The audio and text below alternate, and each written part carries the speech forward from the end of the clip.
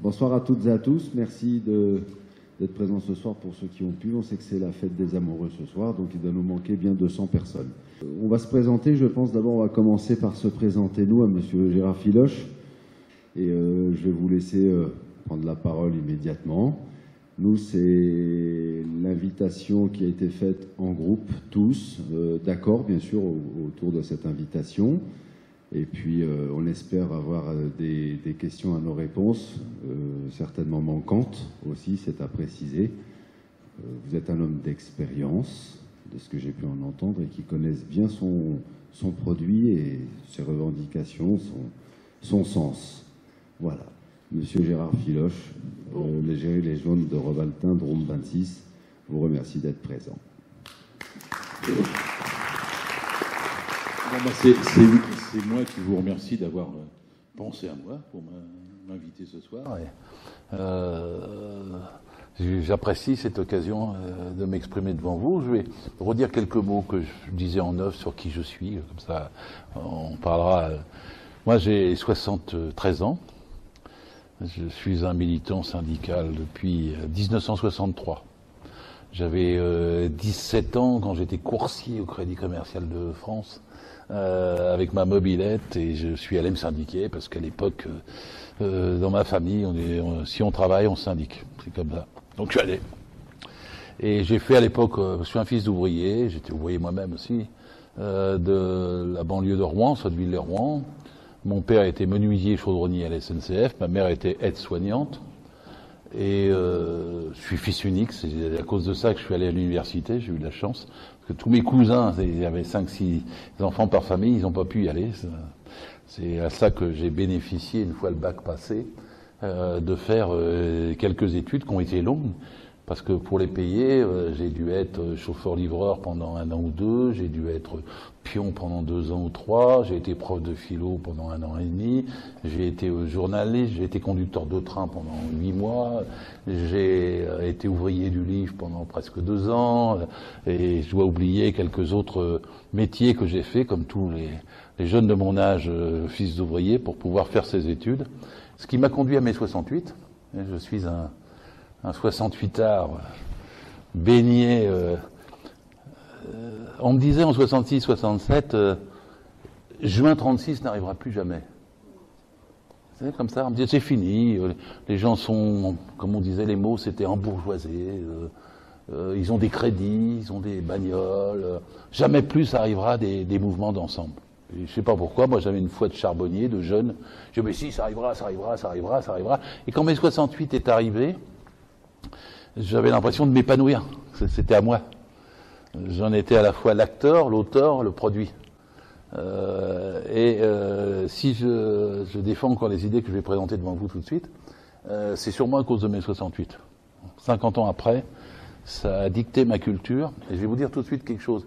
Une des banderoles que j'ai préférées de toutes celles que j'ai vues circuler sur les gilets jaunes, c'est une dame, je crois qu'elle est au centre de la France, qui a une banderole où il y a écrit « J'ai fait mai 68, je fais décembre 2018 ». Et c'est la banderole que j'ai préférée de toutes les banderoles. Parce que mai 68 était un mouvement profond, spontané. Il n'y a pas eu d'ordre pour qu'il y ait une grève générale. C'est parti dans la région rouennaise, moi je le sais. J'ai fait, dans le bouquin, j'ai fait un récit de ça. Il y avait un dirigeant syndical, il n'y avait pas de portable. Lui, il avait plutôt tendance à rester, je ne vais pas dire du mal de lui, dans son bureau. Et on l'appelait, puis on lui disait telle entreprise à Dupigeon, à la CFEM, à Notre-Dame de Gravenchon, à Gonfreville-Lorcher, ils sont en grève, ils ont occupé, il y a un piquet de grève. Et lui, il tenait un carnet de bord. Et au fur et à mesure, il notait sa stupéfaction. Il disait mais là, on n'avait pas de militants. Mais comment ça se fait qu'ils occupent? Oh, mais là, j'y suis passé l'autre jour, il y avait 2 camarades, ils me disaient que personne ne voulait bouger. Oh, mais là, j'aurais jamais cru que dans cette entreprise, il bouge. Et comme une flambée entre le 13, 14, 15, 16, 17, 18 mai, 19 mai, entre Rouen et Le Havre, c'était des grandes entreprises de la chimie, de la métallurgie, de la logistique, et ça a été comme une traînée de poudre. Toutes ont été occupées. Vous savez qu'en mémoire, mai 68 est la plus grande grève de l'histoire de l'humanité. Je dis pas ça parce que je suis chauvin, Je dis ça parce que dans aucun pays au monde, il y a eu une statistique entre le nombre de salariés et le nombre de grèves aussi importante. 90% des salariés en mai 68 se sont mis en mouvement. Et il y avait dedans toutes les catégories de salariés. Hein. Les pompistes étaient en grève, bien sûr. Toutes les entreprises publiques étaient en grève. Toutes les grandes entreprises étaient en grève. Ça a démarré de deux façons. Hein. Deux grandes entreprises qui ont démarré. Renault-Cléon, ça c'était près de chez moi. C'était des amis à moi d'ailleurs, de camarades qui avaient mon âge. Ils sont disparus aujourd'hui, mais je vais les citer. C'est René Cotrez et Bernard Dehors. C'était les deux jeunes ouvriers qui, au quart de minuit, ont convaincu leurs camarades de se mettre en grève et d'occuper Renault-Cléon. Et ils étaient les deuxièmes. La première c'était Sud Aviation. Et Sud Aviation, c'est du côté de Nantes. Et c'est à partir de ces deux entreprises, quand deux grandes entreprises ont démarré, que tout est parti. Il y a une similitude, pour ceux qui aiment l'histoire, avec juin 36. Puisqu'en mai 36, c'était aussi deux entreprises. Breguet, c'était dans l'Aisne, et Latécoère, une chanson de... Voilà, Latécoère, qui était du côté de Toulouse, qui est maintenant Airbus, mais... et qui ont démarré le mouvement en 36. Et quand des grandes entreprises comme ça bougent, ça fait signal. Et les gens se disent, ça peut bouger. Et je ne parle pas seulement pour le plaisir de faire de l'histoire. Moi, je souhaite qu'aujourd'hui, ça arrive. C'est-à-dire que l'extension et la suite de votre mouvement pour gagner, à mon sens, a besoin de mouvements de ce type dans de grandes entreprises et que la totalité du salariat se mette en route. Vous êtes l'avant-garde. Je ne vais pas vous vexer en disant que vous jouez un peu le rôle des étudiants. C'est-à-dire vous déclenchez quelque chose. Vous êtes l'expression d'une lame de fond et on attend que la marée se mette en route. Et quand 66, 67 on me disait c'est pas possible, j'entends encore des gens me dire aujourd'hui c'est pas possible. Et moi je crois que c'est possible. Je crois que c'est possible. Alors, qu'est-ce qu'il faut faire? On ne peut pas le décréter. C'est pas la peine de dire grève générale, occupation des entreprises, ça marche pas comme ça. Quand les gens pensent que c'est mûr, ils le font. Et il faut qu'ils se sentent à la fois entraînés, qu'ils sentent une opportunité pour le faire, et qu'ils pensent que ça va gagner. Vous vous rendez compte qu'en mai 68, on a gagné 33% d'augmentation du SMIC. Il n'y avait même pas de SMIC. C'était le SMIG, salaire minimum interprofessionnel garanti, et il y avait le SMAG, salaire minimum agricole garanti. Et le SMIG a augmenté de 33% et le SMAG de 55% pour rattraper le SMIC. Et le SMIC est né en juin 68. C'est parce qu'avant, il y avait ce qu'on appelait curieusement des abattements de zone. C'est-à-dire qu'on considérait que dans la Creuse, la vie était moins chère, donc le SMIG était plus bas. Ou en Bretagne, ou ailleurs. Et donc en 68, le mouvement a été tel que ça a unifié les salaires et ça a boosté les salaires. Tous les salaires ont augmenté massivement. Alors ceux qui disent, mais quand on augmente les salaires, c'est pas bon pour les entreprises, c'est bête.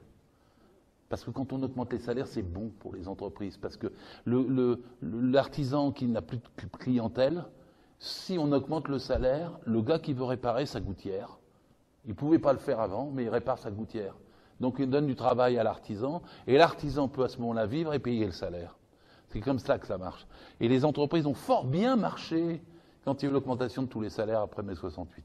Je dirais même les périodes où il y a eu une réduction du temps de travail. Les gens ont pu acheter des lave-linges qu'ils ne pouvaient pas acheter avant. Ils ont pu envoyer leurs fils à l'université, ce qu'ils ne pouvaient pas faire avant. Dans les années 69, 70, 71, 72, 73. Évidemment, ils ont tout de suite repris ça en annonçant qu'il y avait un choc pétrolier pour les plus anciens et que c'était plus possible.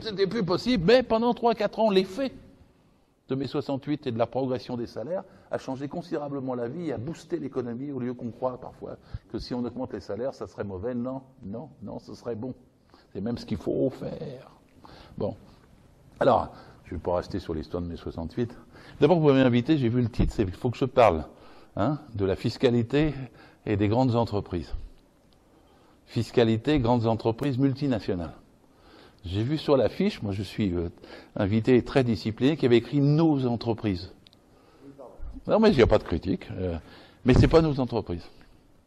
Elles sont sur notre territoire, mais elles appartiennent à des gens multinationales, très haut perchés, qui n'ont rien à foutre de nous. Donc quelque part, on n'est pas avec eux. Et comment j'ai cherché dans ma tête comment j'allais commencer. En fait, c'est assez facile encore un peu. Au début, comme dit l'autre, il y avait le servage et l'esclavage. Bon.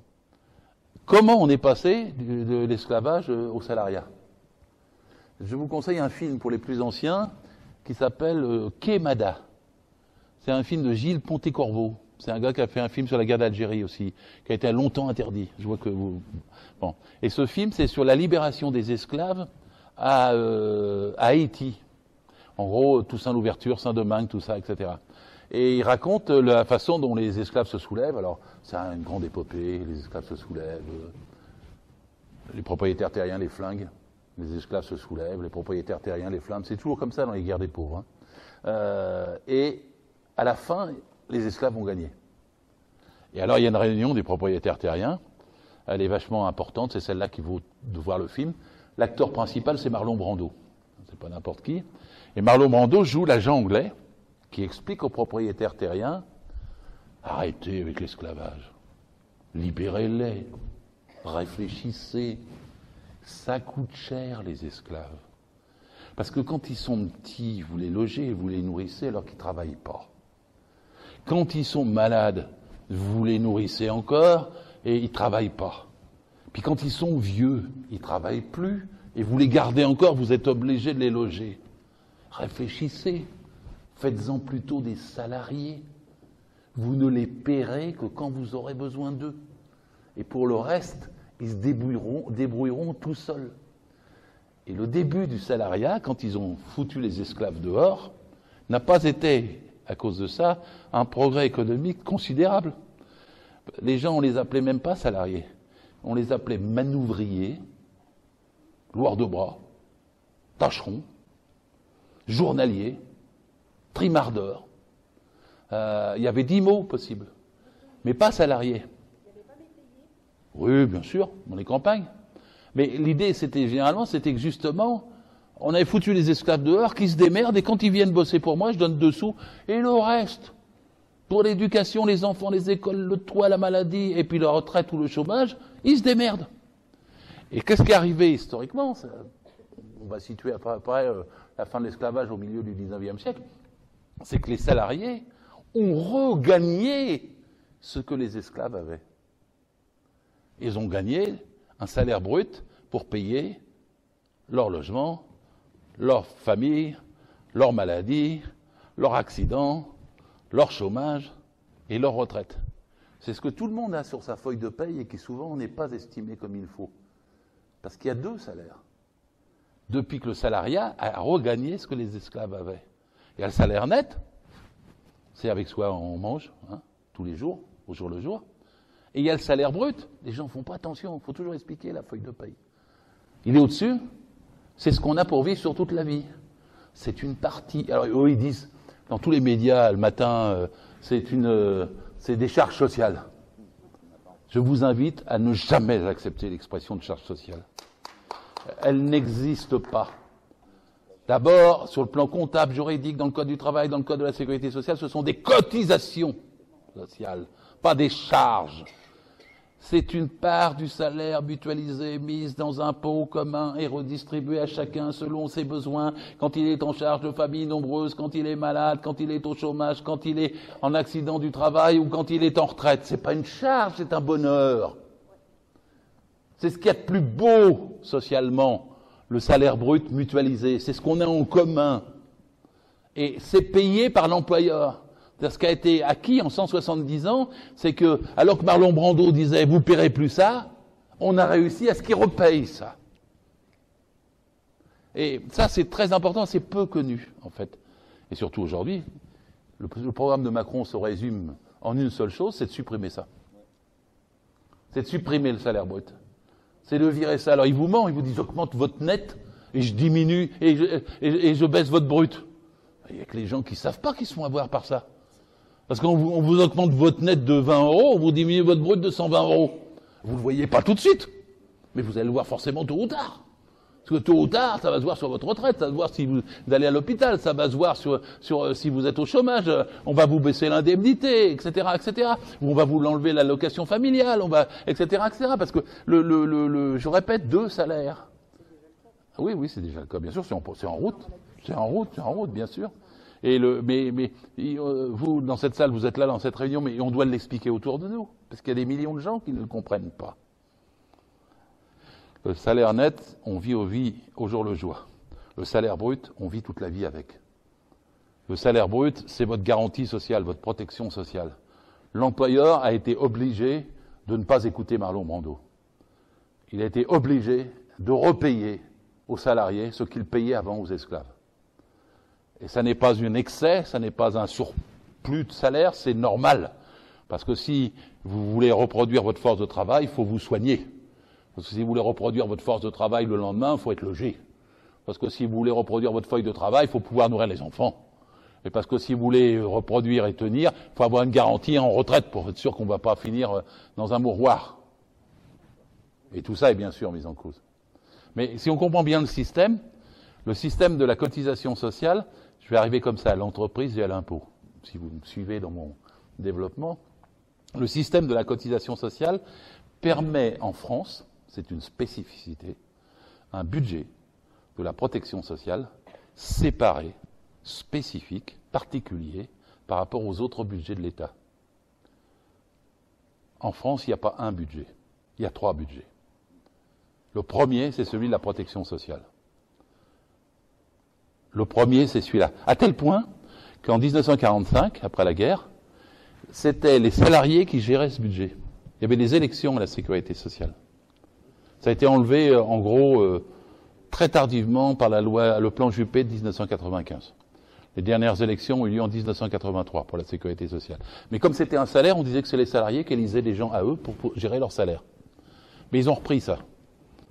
Hein. Au début, d'ailleurs, c'était 11% des sièges pour gérer les postes étaient au patronat.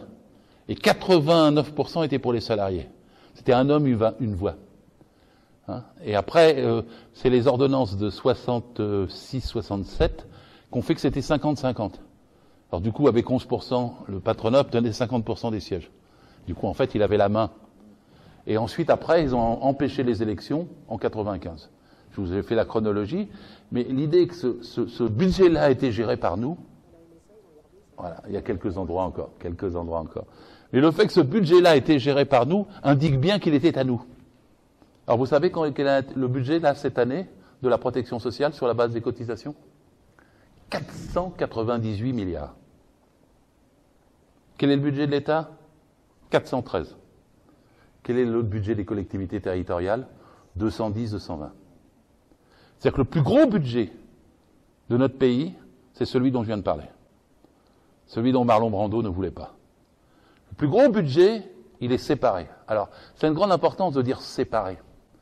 Parce que ça veut dire que l'argent qui est collecté pour la protection sociale ne peut pas servir à autre chose. Nos aînés, après la guerre, ils ont eu ce trait de génie. Un budget séparé. Alors, quelle est l'importance ? Ben, vous ne pouvez pas faire un porte-avions nucléaire avec les 498 milliards de la sécurité sociale. Constitutionnellement, théoriquement, c'est impossible.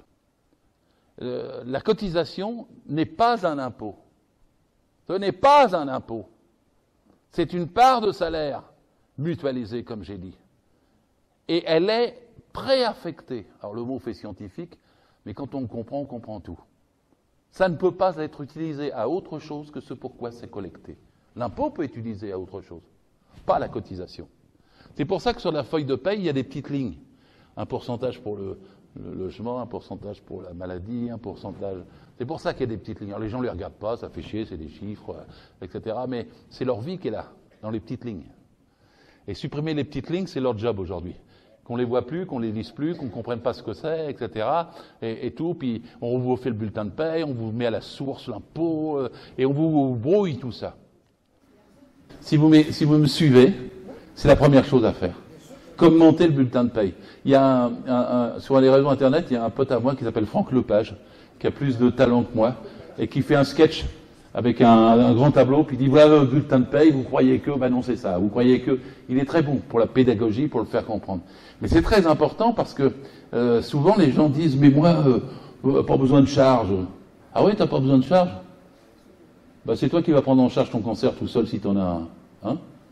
Parce que s'il n'y a pas la mutualisation pour ton cancer, il y a 250 000 cancers par an, faut qu'il y ait une mutualisation pour pouvoir s'occuper des 250 000 cancers. Ah ouais, je veux pas payer pour le cancer des autres. Ah bah, t'es un con. Parce que tu te protèges pas toi-même. Et donc la question de... Oui? Allez-y, allez-y, moi je suis malléable. Je suis en train de dire que la Sécu, en fait, normalement, il y a longtemps qu'il devrait être touché. Parce qu'effectivement, l'argent qui est donc récupéré normalement pour aller boucher le trou de la Sécu devrait aller donc dans le trou de la Sécu.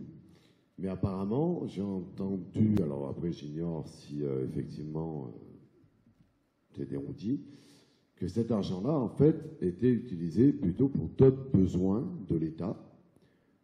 Et en fait, on aurait pu boucher le trou de la Sécu depuis très longtemps. Alors, parce que par exemple, dans les paquets de cigarettes, je crois qu'il y a une partie qui va pour la sécurité sociale, dans différentes... voilà. Excellente question. Alors aujourd'hui, là, quand on parle, je ne vais pas faire non plus tout, il n'y a plus de taux de la Sécu. Balayez cette idée de la tête, ils ont équilibré les 498 milliards. Alors, ils ont équilibré d'une seule façon, c'est qu'ils ont serré la vis pour les dépenses partout, pour les remboursements, pour les médicaments, pour les hôpitaux, pour tout ça. Ça a été fait de façon continue depuis 20 ans et il n'y a plus de trous. Et à tel point que le budget de la protection sociale, écoutez-moi bien, ne génère, quand ils font leur compte, générer que 10% de la dette présumée du pays. Alors souvent on vous dit, il y a une dette, il y a une dette, il y a une dette, il y a une dette. Je reviendrai sur la dette tout à l'heure. Mais la dette, c'est pas le trou de la Sécu. C'est pas le budget de la protection sociale. Notre budget, il marche. Et pourtant, on a 6 millions de chômeurs. Il ne devrait pas marcher. S'il y a quelque chose qui devrait être déséquilibré, c'est la Sécu. Mais ils ont tellement serré qu'en fait, elle ne l'est pas. Si vous comprenez bien la façon dont ça s'est fait. Et seulement 10% de la dette, ça veut dire presque rien. Alors si le matin, il vous dit, ouais, c'est 200 milliards sur la dette est de 2200 milliards, alors c'est 200 milliards qui viennent de la Sécu. Ça vous paraît énorme? C'est rien. Sur un budget annuel de 498 milliards, sur 20 ans, avoir 200 milliards de dettes à gérer, à rembourser, c'est à ça que sert la caisse, la CRDS, c'est à ça que la CGR, et c'est presque fini. Donc en vérité, ce budget-là, il fonctionne extraordinairement. Et moi, je vais vous dire quelque chose, je souhaiterais qu'il soit en déficit. Je souhaiterais qu'il y ait à nouveau un trou de la Sécu. Mais bien sûr, il devrait. Pourquoi? Il suffit d'augmenter un tout petit peu les cotisations sociales. Non, c'est pas une question de profit. Je prends la retraite. Mais je ne parle pas en termes de bénéfices. Je parle pour faire face à la retraite. Parce que par exemple, aujourd'hui, on a 14 millions de retraités. Il y en a 7 millions, 50%, qui sont autour de 1 000 euros. On ne peut pas vivre à 1 000 euros. Donc je suis pour qu'on augmente les retraites, qu'on les indexe sur les prix. Alors pour ça, il faut faire rentrer un peu plus, parce que ce n'est pas avec nos 498 milliards qu'on peut le faire. Donc il faut augmenter légèrement les cotisations. Par exemple, pour la retraite, si vous augmentez de 0,1 point, 0,2 points, 0,3 points, eh ben vous donnez 1 200 euros au lieu de 1 000, ou vous augmentez les retraites des gens. Est-ce que c'est difficile d'augmenter la cotisation de 0,1, 0,2? Non, pas du tout. C'est une décision politique. Et ça fait 30 ans qu'ils n'augmentent plus les cotisations sociales. Elles sont gelées depuis 30 ans. Donc c'est ça qui fait que c'est dur et que les retraites sont basses. Et après, ça a une importance sur les retraites. Parce qu'après, vous dites, on n'aura pas de retraite en 2060, 2000. D'abord, je vous invite à une réunion en 2070 tous ensemble pour faire le bilan. Mais la retraite, ça se vit année par année. C'est la retraite par répartition. C'est celui qui travaille qui paye la retraite de celui qui ne peut plus travailler. Et ça, c'est très bien comme système. Parce que il n'y a même pas besoin d'une caisse d'épargne. La retraite n'est pas une épargne. Et vous dites, mettons de l'argent de côté pour 2060. C'est stupide. On ne sait pas ce qui arrivera, cet argent, d'ici 2060. Il tombera peut-être à l'eau, il y aura peut-être une crise, il ne vaudra plus rien. Tandis que le travail de tout le monde, il vaut toujours quelque chose. Et la retraite, c'est payé en temps réel, direct. Par celui qui travaille à celui qui est en retraite. Donc, si en 2060, par exemple, vous avez trop de retraités et puis qu'ils n'ont pas assez de sous, ben vous ajustez la cotisation de 2,1 à 2,2 ou à 2,3. Comme ça, les gens, on pourra payer tous les sous et puis ils pourront vivre mieux. Et puis, par exemple, si en 2060, il y a allez, allons-y, une grippe espagnole, puis qu'il y a 10% des gens qui meurent d'un seul coup, bah, en 2061, vous rebaissez la cotisation. Vous n'avez pas besoin de parier aujourd'hui pour 2060, puisque c'est en temps réel. Ça n'est pas une épargne, la retraite. Ça aussi, c'est les gens ont beaucoup de mal à comprendre ça. Ils croient qu'il faut mettre des sous de côté pour sa retraite. Mais faites pas ça. Mettez pas de sous de côté pour votre retraite, ils vous les piqueront. Les travailleurs britanniques, allemands et surtout américains, quand l'entreprise ou les fonds de pension coulaient, il n'y avait plus de retraite. Donc il ne faut pas croire à la caisse d'épargne, parce que la caisse d'épargne, ça se ventile, ils décident de changer le taux, ils décident etc. Tandis que le travail de celui qui travaille, il vous garantit votre retraite. Moi, j'ai cotisé 41 annuités. Hein, j'ai été 11 ans, 12 ans, 13 ans dans le privé, puis le reste, j'ai été inspecteur du travail.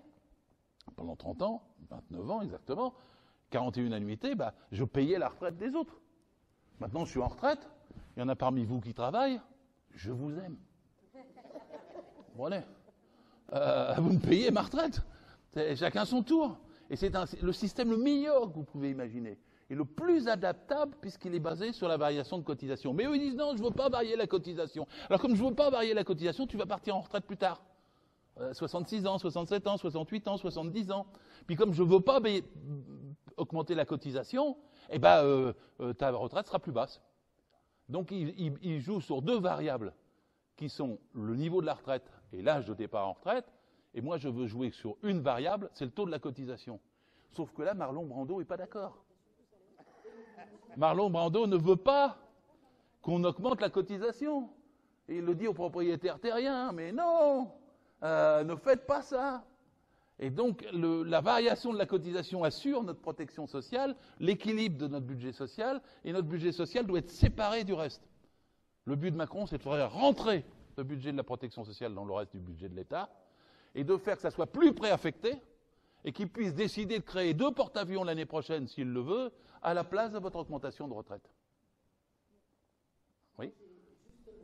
On parlait tout à l'heure d'augmentation des salaires. Le brut, même sans bouger les cotisations, mathématiquement, vu que c'est un pourcentage du brut, ça augmente aussi les rentrées. Donc en fait, tout est lié aussi à l'augmentation des salaires pour les travailleurs. Bien sûr. Et qu'on reconnaisse enfin la valeur du travail des gens. Bien sûr. Et c'est bon. Oui. Excusez-moi. Mais moi, je suis la femme de Marlon Brando. Et alors, j'ai décidé de ne pas augmenter la cotisation. Parce que comme ça, je vais pouvoir faire des placements d'assurance. Je vais vendre. Voilà, je vais vendre de l'assurance parce que les gens auront peur de ne pas avoir assez de retraite et donc ils vont eux-mêmes capitaliser. Voilà. Comme quand on dit mon chien à la gale, je vais m'en débarrasser. Bien sûr, mais Marlon Brando, avec les propriétaires terriens, il défend l'argent, les placements, le commerce, les marchandises qui circulent dans tout le monde, les plus-values qu'il va faire dessus, et il veut augmenter la marge qu'il a au détriment de ceux qu'il a virés et qu'il a fait nouveaux salariés. Moi, j'ai eu un patron une fois dans un contrôle, il calculait surtout, comme tous les patrons, et puis il m'a dit une chose, ça m'a toujours gravé, il m'a dit « Mais monsieur l'inspecteur, je suis un centimier. » Il a dit « Chaque centime compte. » Et chaque centime qu'il faisait, c'était évidemment sur les salariés. Qu'est-ce que c'est une entreprise ? Je vais faire mes transitions comme ça. C'est un lieu d'exploitation. L'exploitation, c'est un gros mot. J'ai vu des petits employeurs qui me disent « Mais moi, j'exploite pas les... » Monsieur, si vous n'exploitez pas vos salariés, votre entreprise va mourir. Toute entreprise est faite pour dégager une marge. Si vous ne dégagez pas une marge, soit vous allez fermer la boîte, soit le banquier va vous la faire fermer, soit le concurrent d'à côté va prendre votre marché, puis c'est tout. Et donc, qu'est-ce qui se passe avec le travail ? Il y a des gens qui disent parfois un patron me donne du travail. Mais un patron ne donne jamais rien à personne. C'est vous qui lui vendez votre force de travail. Lui, il essaye de vous l'acheter le moins cher possible, et vous essayez de la lui vendre le plus cher possible. Mais il n'y a pas de méchanceté là-dedans, c'est le système. Vous travaillez, vous voulez un prix pour votre travail.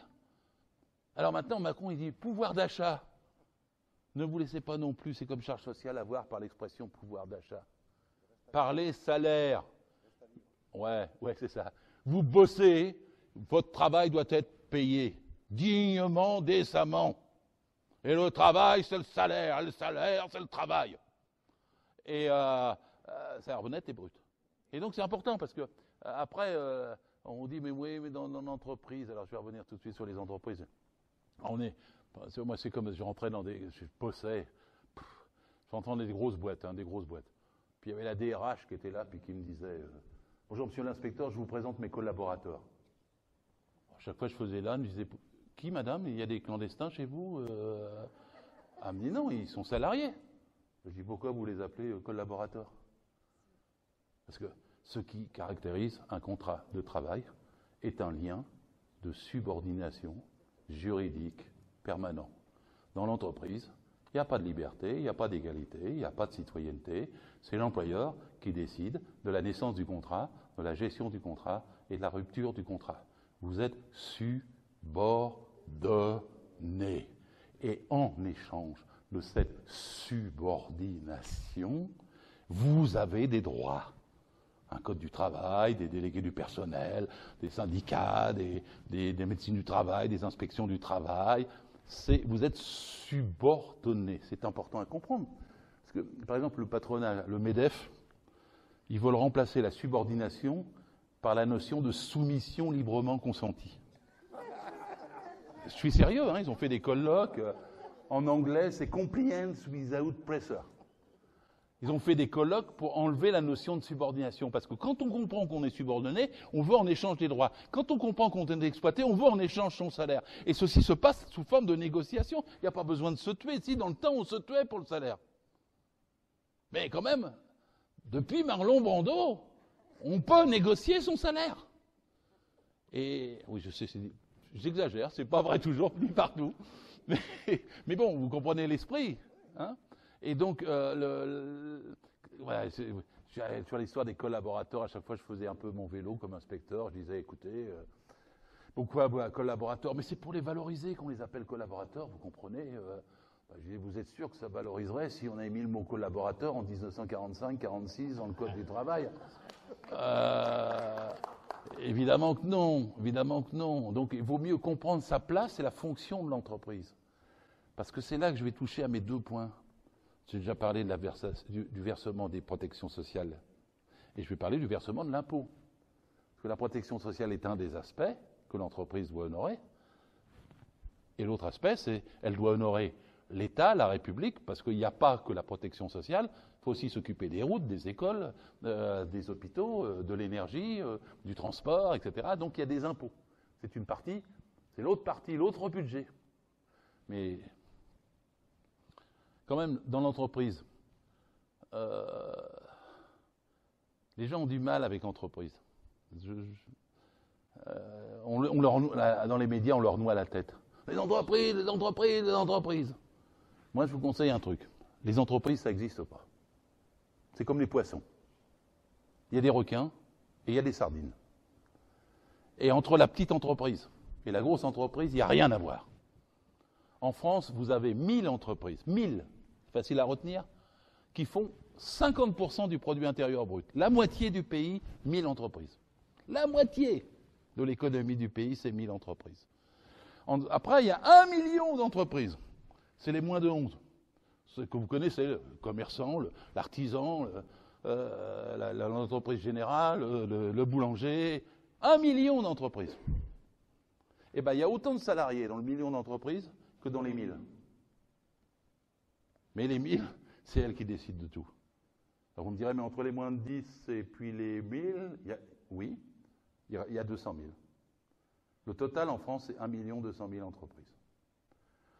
N'allez pas croire l'INSEE, parce qu'ils disent qu'il y a 3 850 000 entreprises.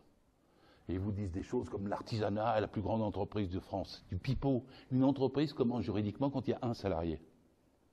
Alors, les entreprises uninominales, les auto-entrepreneurs et les artisans seuls, sans compagnon, ne sont pas des entreprises. Ce sont des gens qui s'auto-exploitent, qui se font passer, parce qu'ils ne peuvent pas s'en sortir autrement comme entreprise, et qui n'ont même pas les avantages des salariés. Vous connaissez bien ce système. Mais je vais tout de suite vous mettre du terme de la compréhension. Je n'ai pas de tableau ni rien, mais 90% des actifs sont des salariés. Et 10% seulement sont des indépendants, artisans, auto-entrepreneurs, patrons, libéraux, tout ce que vous voulez. 10%, 90%. Et c'est la tendance générale depuis 50 ans.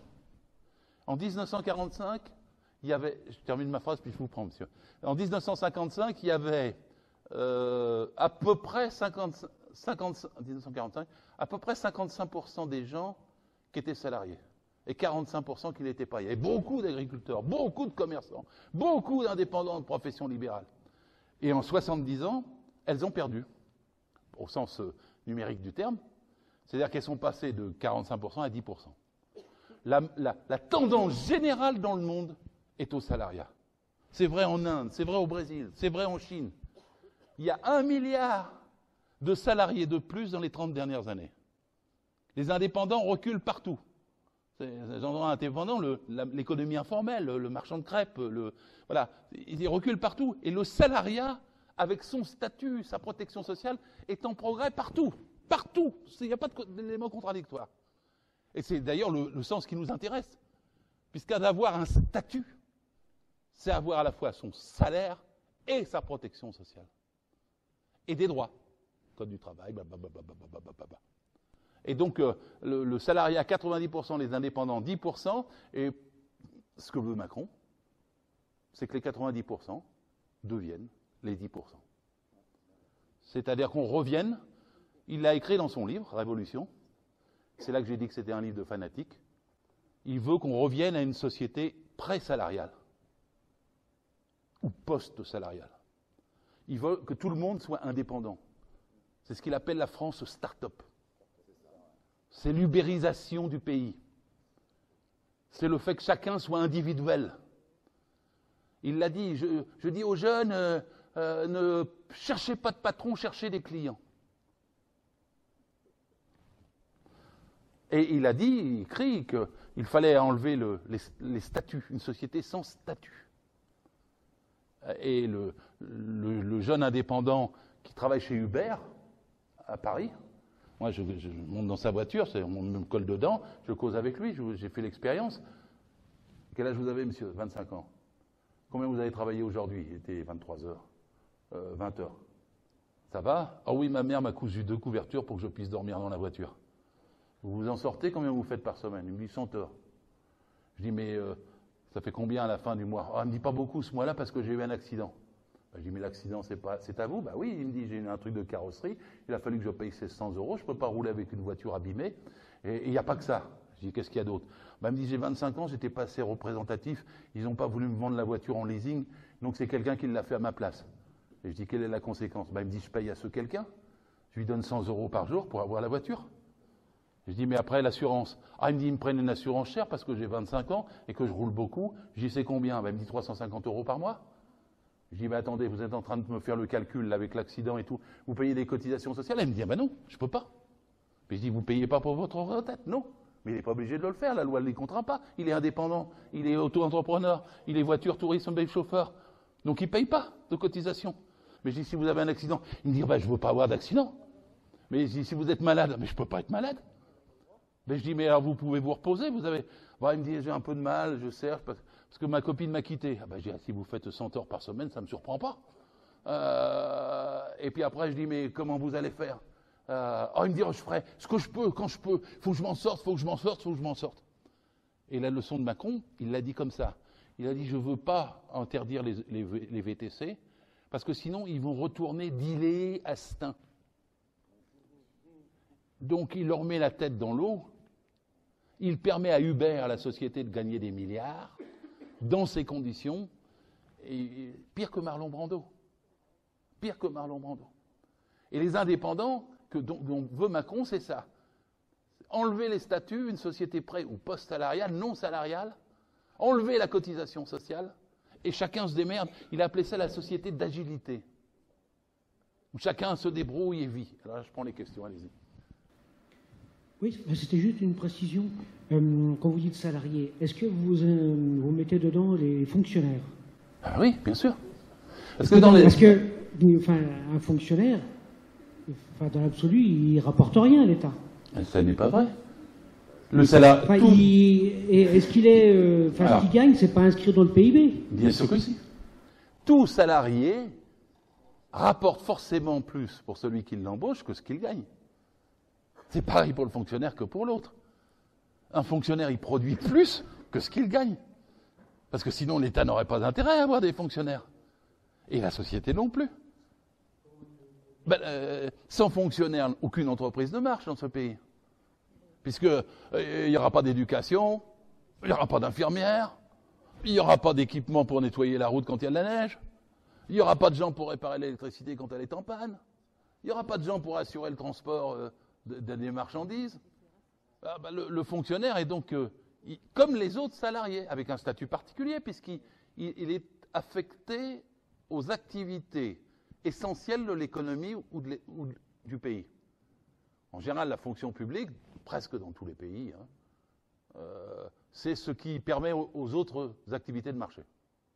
Transport, énergie, communication, santé, école, sécurité. Bon.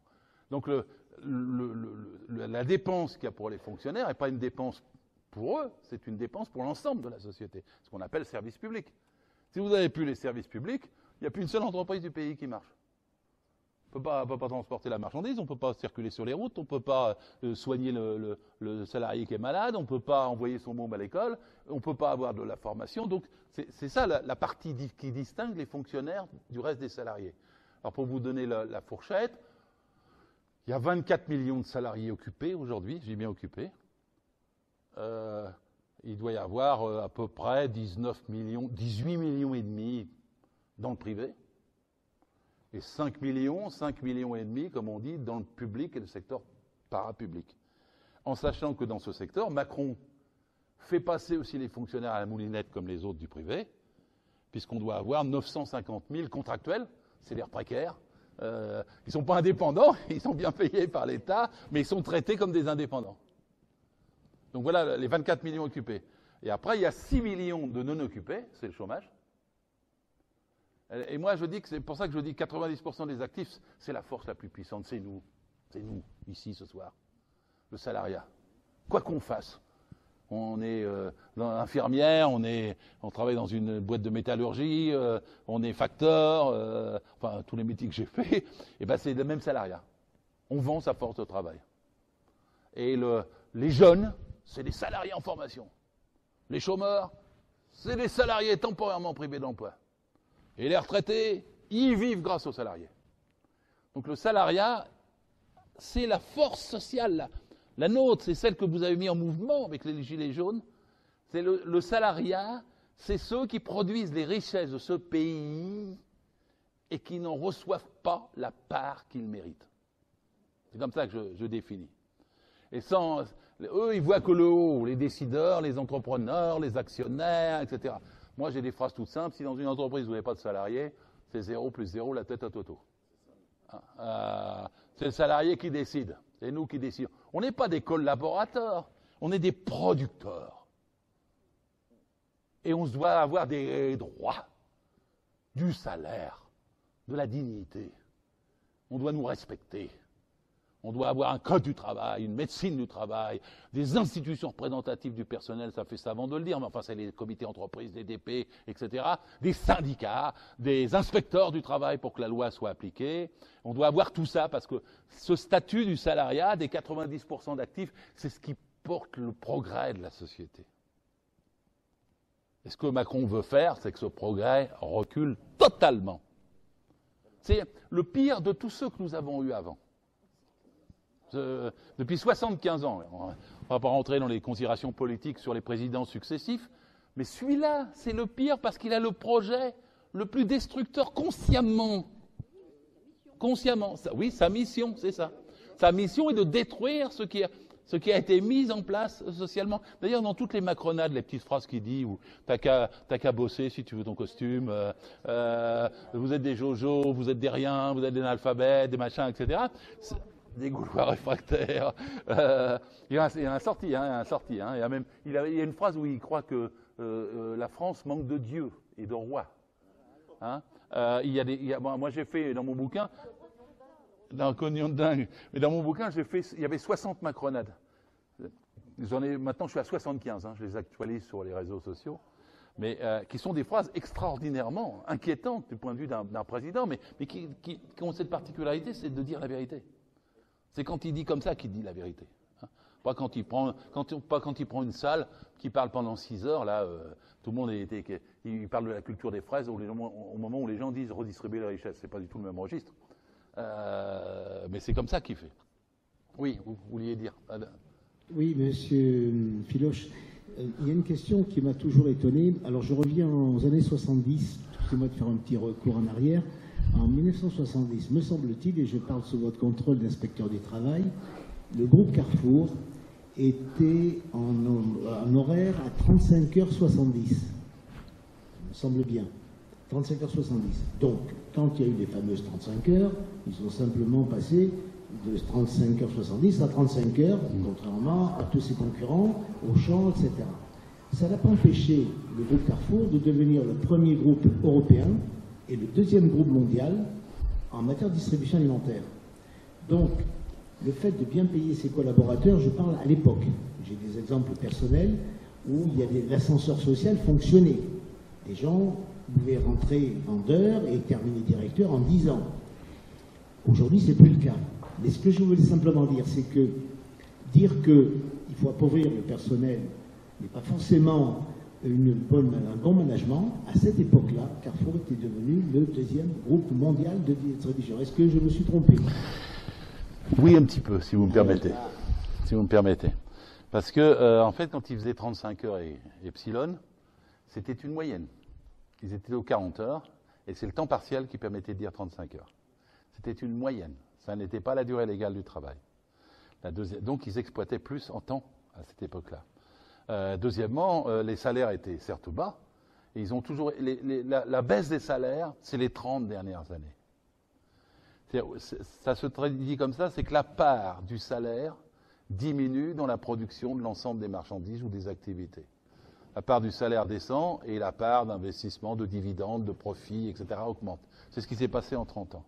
Donc ils ont bloqué lentement les salaires, puis ils ont généré plus de productivité, ils ont généré beaucoup plus de ventes manutentionnées. On peut se passer de caissière aujourd'hui, et donc ils ont diminué leur personnel. Et c'est en diminuant leur personnel qu'en fait ils ont augmenté leur marge. Il faut comprendre un truc, ça rapporte plus de mettre de l'argent dans les paradis fiscaux que dans l'emploi et dans l'embauche. Une fois qu'on a compris ça, on sait pourquoi ils licencient. Et on sait comment ils font leur argent. Parce que quand ils font 6 millions de chômeurs, pour eux, ça rapporte. Alors, on a du mal parfois à comprendre ce truc-là. Mais en fait, ça rapporte. Ils ont économisé toute une partie des salaires, et eux, ils spéculent avec, et ils remplacent l'activité industrielle, commerciale, service, ils la remplacent par la spéculation. Et ça, c'est les 1000 entreprises qui décident de tout. Et je vais faire ma jonction entre mon million de petites entreprises et les 1000, parce que les 200 000 entreprises intermédiaires, la moitié d'entre elles sont sous-traitantes. C'est-à-dire que c'est le donneur d'ordre qui décide. Et quand on a compris que c'est les 1000 qui décident de tout, on a aussi tout compris. Parce que le boulanger, c'est pas le prix de son apprenti qui lui coûte cher. Il pourrait même la payer plus. Ce qui va lui coûter le plus cher, c'est le prix de son pétrin, ça va être la métallurgie, ou c'est le prix de sa farine, c'est-à-dire l'agroalimentaire. Et donc ça, c'est les grandes entreprises qui décident de ce prix-là. Et le boulanger va engueuler son apprenti en disant « t'arrives en retard, t'en fais pas assez, fais plus vite, etc. » Mais c'est pas là qu'est son problème. C'est dans les gros. Et souvent, les petits employeurs ne comprennent pas que leurs adversaires sont les gros. Ils sont avec le salarié, ils bossent plus, si tu fais pas 14 heures par jour, on va mettre la clé sous la porte, et moi aussi. Et évidemment que c'est comme ça qu'ils le vivent. Mais ils mettent la clé sous la porte parce que dans le chantier, vous avez Bouygues, 20 entreprises sous-traitantes, de premier rang, 30 entreprises sous-traitantes, de deuxième rang, ensuite les intérimaires, et ensuite en bas, les gars qui sont pas, ou les filles qui ne sont pas déclarés du tout. Et que Bouygues exploite, c'était comme ça qu'il fait ses milliards. Les milliards de Bouygues, c'est la sous-traitance en cascade. Moi, j'ai visité des centaines de chantiers dans ma vie. J'ai fait 30 ans d'inspection du travail. J'ai dû visiter le code du travail à la main, 9 à 10 000 entreprises. J'ai enquêté sur 14 accidents mortels. J'en ai encore des cauchemars la nuit. J'ai vu, vous savez qu'en France, il y a 4500 handicapés du travail. Par an. Il y a 650 000 arrêts du travail. Par an. Il y a 600 morts au travail. Par accident. Par an.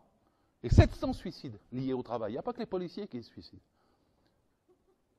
Et donc, 700 suicides liés au travail. 2 par jour. Vous allez me prendre sur un petit point. C'est que les agriculteurs sont souvent classés dans la partie des indépendants. D'accord. Je ne sais pas les chiffres pour les indépendants, en fait. Voilà. Mais je le sais pour les salariés, ceux qui ont un statut de salarié et pour lequel le fait qu'il y ait un accident lié au travail implique soit des indemnités, soit une enquête, soit etc., etc. Ce qui n'est pas le cas pour les agriculteurs qui sont à leur compte. Pour l'ouvrier agricole, si. Bon. Mais ce que j'étais en train d'expliquer sur la violence au travail et ce que subissent les gens, c'est l'exploitation des sous-traitances en cascade et dans le bâtiment, mais aussi c'est valable aussi dans les services. Vous avez une exploitation que le donneur d'ordre perd au fur et à mesure sur ceux qui sont en dessous de ses ordres. Et le comble, c'est ce que veut Macron, c'est qu'à la fin, vous êtes à votre compte. Donc la nounou, elle est plus salariée, elle est auto-entrepreneuse. Le gars qui donne des cours le soir, il est auto-entrepreneur et il est à son compte. Et donc là, vous n'avez pas de cotisation sociale dessus. Vous n'avez pas rien pour la retraite. Et vous n'avez rien pour l'indemnité, pour l'accident, pour le chômage. C'est ça. Mais c'est plus moderne. Aujourd'hui, on dit plus tâcheron, journalier, loueur de bras. On dit start-upper, incubateur, développeur, programmeur, auto-entrepreneur. Ça fait plus moderne.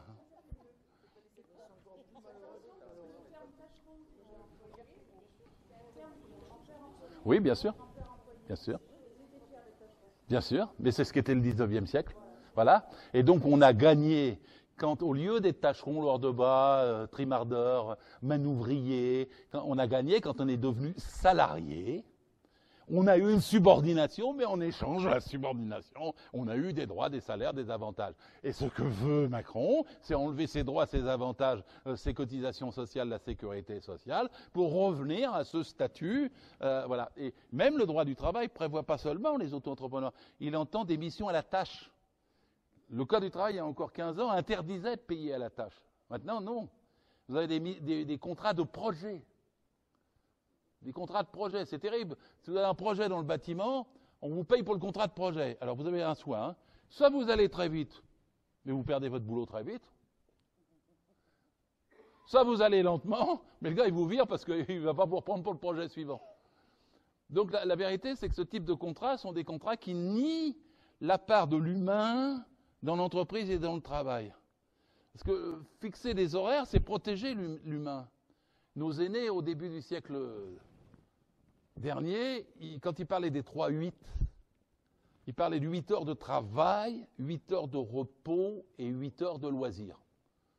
Alors moi, j'ai entendu récemment des cadres parisiens qui disent « c'est pas comme ça que ça marche aujourd'hui. Quand il faut faire 14 heures, je fais 14 heures. Quand il faut faire plus, moi, je regarde pas, c'est pour moi. D'accord, mais enfin, tu crèves d'un malaise cardiaque prématurément.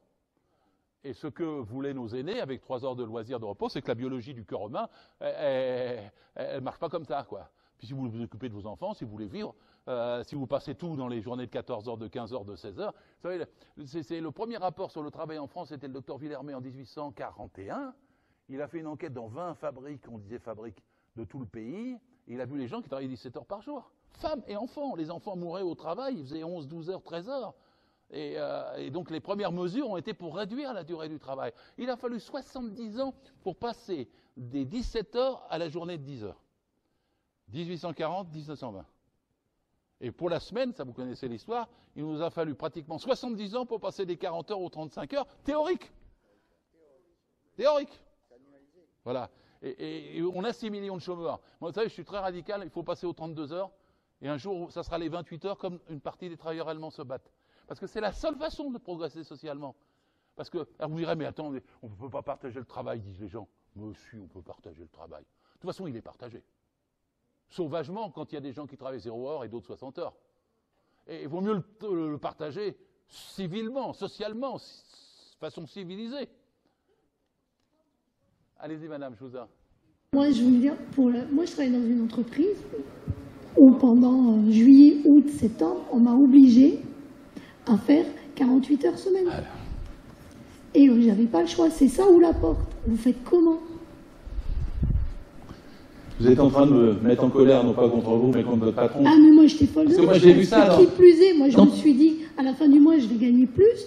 Et en fait, je me suis fait enfler comme il faut.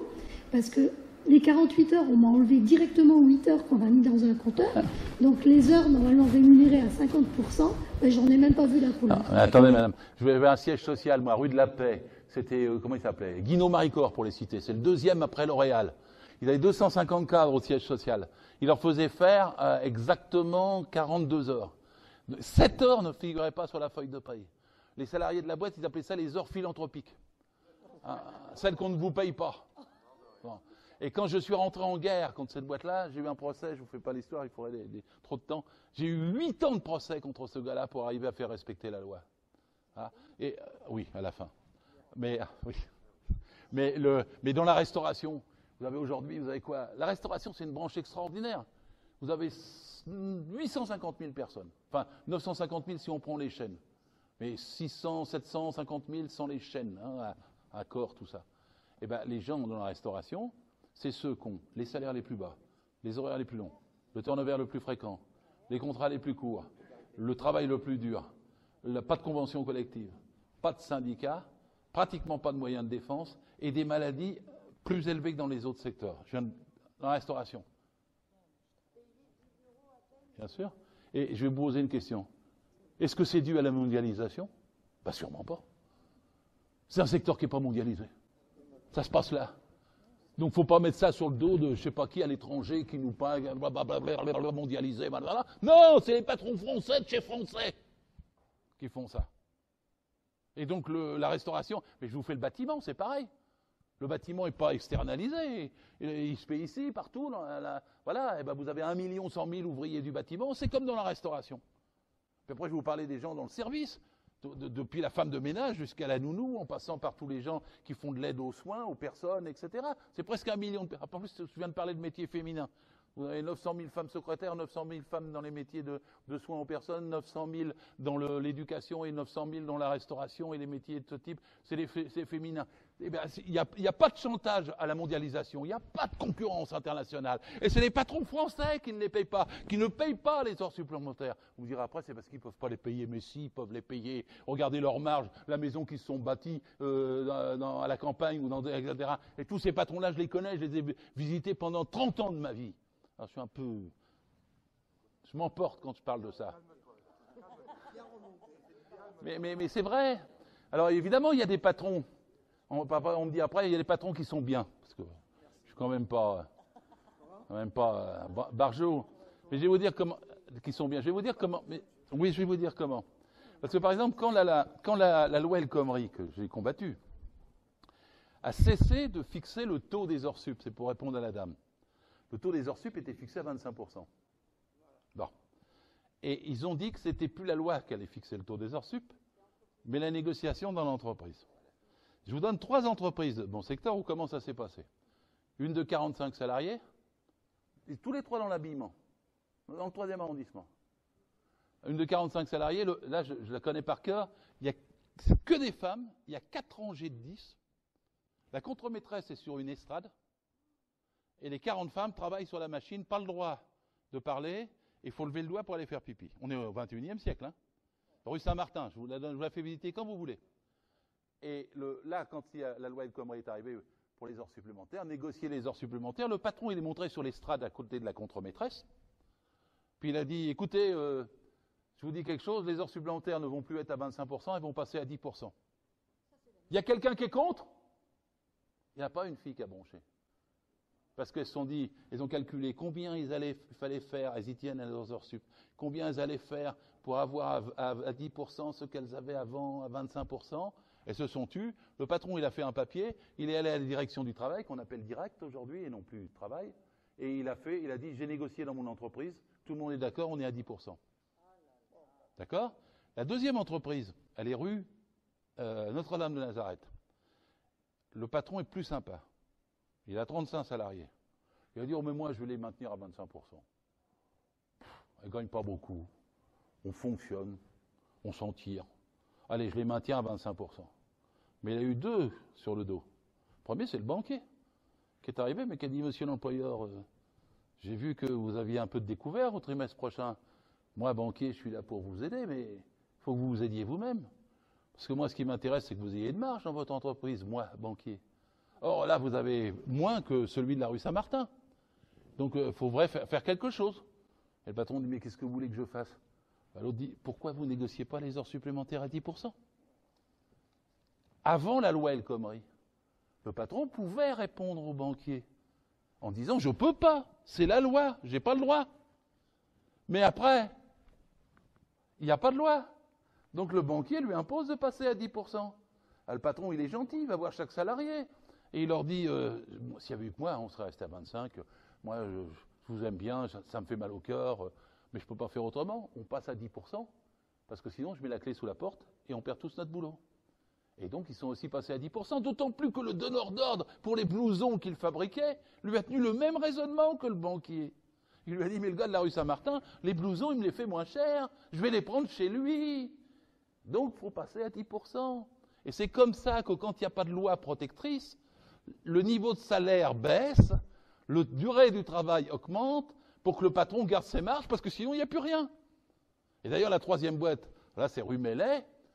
Là, c'est un patron voyou, ils sont 15, le mec fabrique des blousons, il s'en fout de la loi, il ne paye jamais les heures sup, on l'a déjà coincé 2 fois avec des clandestins, et il ne s'intéresse même pas à la loi El Khomri. C'est son comptable qui vient voir, qui lui dit, René, regarde la nouvelle loi là, a dit que, regarde bien, on peut payer les heures supplémentaires ou les compenser. Compenser, ça veut dire qu'on n'est pas obligé de les payer, il faut les compenser. Qu'est-ce qu'on pourrait... Si on leur donnait 2 blousons à la fin du mois pour compenser les heures sup qu'ils font. Le mec dit, ah, t'as une bonne idée, on va leur donner 2 blousons. Oui, mais la description que je viens de vous faire, c'est le capitalisme dans son ensemble. Hein, c'est exactement comme ça que ça se passe dans les entreprises, parce que la concurrence est celle-ci, entre les 1000 d'en haut, les 200 000 qui sont sous-traitantes, et le million de petites qui ne savent pas ce qui leur arrive, mais qui dépendent de tout ça. Non, mais la farine aussi, puis après c'est tout dans tous les systèmes de cette façon-là. Et c'est pour ça qu'il faut de la loi, c'est pour ça qu'il faut du respect de la République, c'est pour ça qu'il faut de l'humanité. Il ne faut pas une économie de compétitivité. Tous les matins, ils vous réveillent en disant qu'il faut une économie de compétitivité. Mais la compétitivité, c'est la guerre. Compétitivité égale guerre. Ce qu'on a besoin, c'est d'une économie solidaire, prenons le mot le plus simple, solidaire et fraternelle. Et c'est possible. On me dit, c'est pas possible. Mais si, c'est possible. Possible de partager les richesses. Par exemple, vous instaurez un salaire maxima, comme ça l'autre, il ne peut pas se payer 600 SMIC. Comme ça, vous donnez un code du travail, c'est-à-dire que le gars qui ne paye pas l'heure supplémentaire, la sanction sera plus forte et le nombre d'inspecteurs sera plus élevé.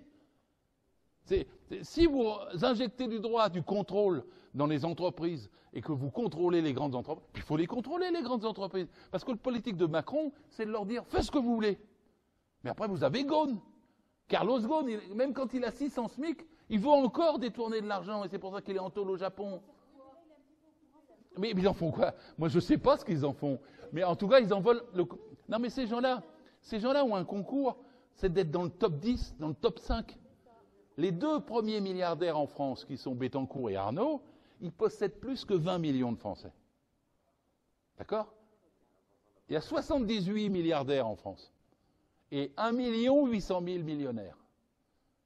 Et après, vous avez tous les gens comme nous. Et nous, le salaire médian, il est à 1 700 €. 98% des salariés, c'est en dessous de 3 200. Les retraités, autour de 1 000, la moitié. Et 9 millions de gens en dessous de 900 €. Et donc c'est ça la révolte qu'à mon avis, moi, vous incarnez. Et ça, c'est ce qu'ils ne veulent pas entendre. C'est ce qui leur fait le plus peur.